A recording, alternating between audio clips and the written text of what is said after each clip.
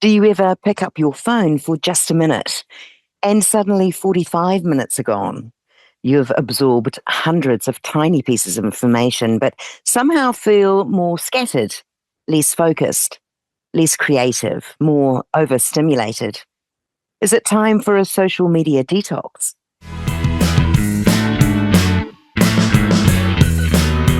Welcome to ADHD Different Strategies. I'm Julie Legg, your host, author of The Missing Piece and an ADHD advocate. Over the years, I've had the privilege of speaking with incredible guests, unpacking real-life strategies, mindsets and tools for navigating ADHD.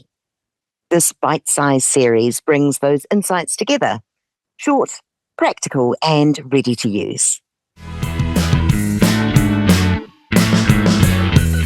There's a really honest conversation I had with Hufsa on the ADHD Difference podcast about social media, attention, and what happened when she stepped away from the scroll.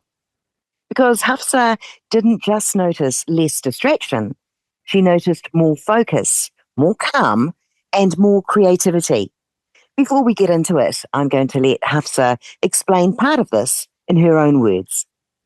I quit all social media for about a year, and instead I tried to read. It'll tell you it takes like 7 hours to finish a book. It's like, okay, well, I was on social media 7 hours, so I could just break it up over a week.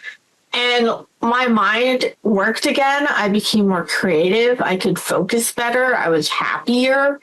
That I didn't realize that just the act of practicing focusing is really enough. And to stop doing something bad for you, if you can't start doing something good, stop doing something bad. It really transferred everything. And that's I highly recommend anyone with ADHD, don't be on that stuff all day. It's not helping your attention span at all.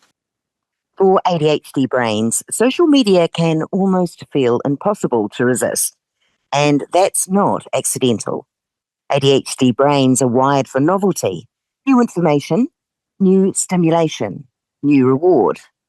And social media platforms are designed to deliver exactly that. Endless scrolling, instant feedback, constant stimulation. It's dopamine on demand.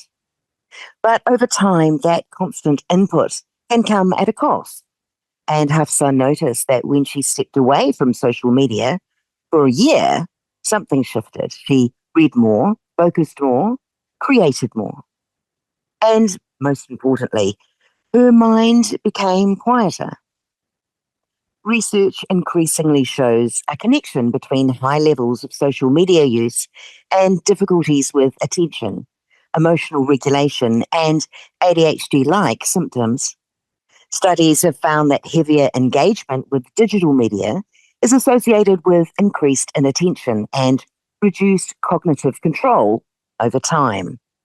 And for ADHDers especially, problematic or compulsive social media use is significantly more common because the ADHD brain naturally seeks stimulation. So when an app delivers novelty every few seconds, the brain learns to expect constant reward. And slowly, sustained attention becomes harder. Reading feels harder. Stillness feels harder. Long-form thinking feels harder. But when we reduce that constant stimulation, the brain has space to recalibrate.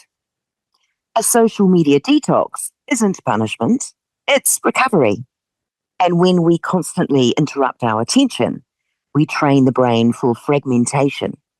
But when we create moments of depth, whether it be reading, walking, making, sitting with one thing, we slowly rebuild attentional endurance. A social media detox is especially useful when you can't focus on longer tasks anymore, when you feel pulled towards your phone constantly, when your creativity feels blocked, when you notice emotional dysregulation after scrolling, or when your brain simply feels noisy, because sometimes what looks like laziness is actually overstimulation. So how do you actually begin? Start small. You don't need to delete everything forever. Try logging out of one app for 24 hours That's enough to start noticing patterns. Replace the scroll. If you remove stimulation, the brain will look for something else. So give it something nourishing, a book, music, hobby, a walk. Use friction intentionally. App blockers, timers, focus apps, anything that interrupts the automatic reach. Track how you feel.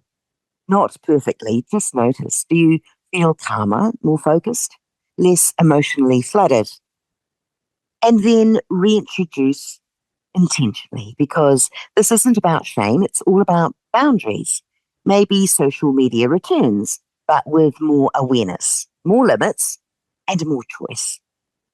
Social media isn't bad, but ADHD brains are especially vulnerable to environments designed to capture attention. So reclaiming focus sometimes means reclaiming your inputs, protecting your attention, protecting your stillness, and protecting your ability to think deeply again. For ADHD brains that thrive on novelty, social media can feel like fuel until it becomes noise. And sometimes the most powerful thing we can do is step back long enough to hear ourselves think again.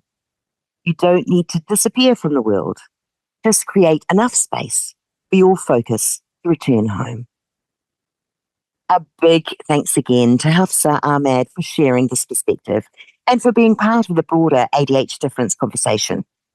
If you'd like to hear more from that episode, head over to our main series. You'll be looking for season 2, episode 27, to hear more of her ADHD insights. Links are in the show notes. Thanks for tuning in. For more practical tools for beautifully different brains, hit the subscribe button.